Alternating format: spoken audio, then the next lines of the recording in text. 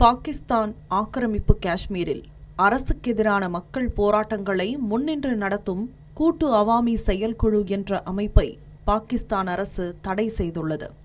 அந்த அமைப்பினரையும் அதனுடன் தொடர்புடைய சமூக ஆர்வலர்கள் மற்றும் இளைஞர்கள் என பலரை அரசு கைது செய்துள்ளது. போராட்டத்தில் ஈடுபட்ட பலர் வலுக்கட்டாயமாக காணாமல் போயுள்ளனர். பாகிஸ்தானின் வலுக்கட்டாய ஆக்கிரமிப்பின் கீழ் உள்ள காஷ்மீர் பகுதிகளில் பல ஆண்டுகளாக நடந்து வரும் முறையான சுரண்டல் மற்றும் நிர்வாக அடக்குமுறையின் நேரடி விளைவுதான் இந்த போராட்டங்கள் என்று கூறிய இந்தியா, போராட்டக்காரர்கள் மீதான காவல்துறையின் கொடூர தாக்குதலையும் வன்மையாக கண்டித்திருந்தது. ராவல்கோட்டையில் சொந்த மக்களை கொடூரமாக சுட்டு தள்ளிய பாகிஸ்தான் ராணுவத்தின் மனிதாபிமானமற்ற செயலில் கொல்லப்பட்ட அல்லது படுகாயமடைந்த பொதுமக்களில் பெரும்பாலானோர் 15 முதல் 16, 32 முதல் 35 வயதிற்குட்பட்ட இளைஞர்கள் என்பது குறிப்பிடத்தக்கது.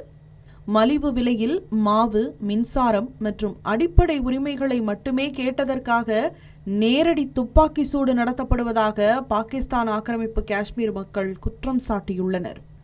ஜெனரல் ஜியா உல் ஹக் மற்றும் ஜெனரல் பர்வேஸ் முஷாரப் ஆகியோரின் ஆட்சி காலத்தில் அமல்படுத்தப்பட்ட இராணுவ சட்ட காலங்களை நேரில் கண்டிருப்பதாக கூறியுள்ள ஒரு ஓய்வு பெற்ற இராணுவ வீரர், இப்போது நடப்பது அதைவிட மோசமானது என்றும், போராட்டத்தில் ஈடுபட்டவர்கள் யாரும் எந்த தவறும் செய்யவில்லை என்றும், இந்த துப்பாக்கிச்சூடு பெரும் அநீதி என்றும் கூறியுள்ளார். இந்த போராட்டத்தில்தான் இந்த ஓய்வு பெற்ற இராணுவ வீரரும் தனது ஒரே மகனை பாகிஸ்தான் துணை இராணுவ படையினரின் துப்பாக்கி சூட்டுக்கு பலி கொடுத்துள்ளார் என்பது குறிப்பிடத்தக்கது.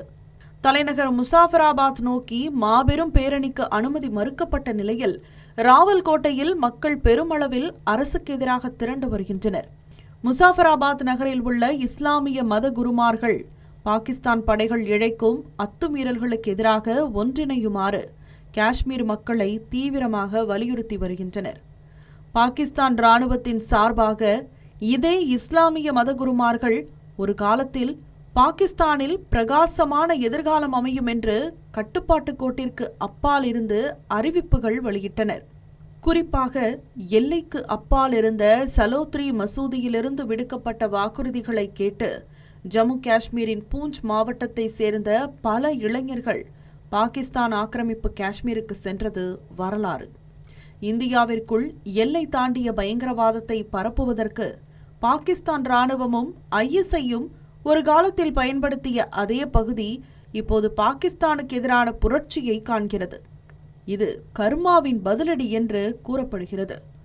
பாகிஸ்தான் ஆக்கிரமிப்பு காஷ்மீர் மீதான தனது பிடி நழுவி வருவதும், அப்பகுதியில் மக்கள் போராட்டங்கள் தீவிரமடைந்து வருவதும் பாகிஸ்தானுக்கு நடுக்கத்தையும் கலக்கத்தையும் ஏற்படுத்தியுள்ளது.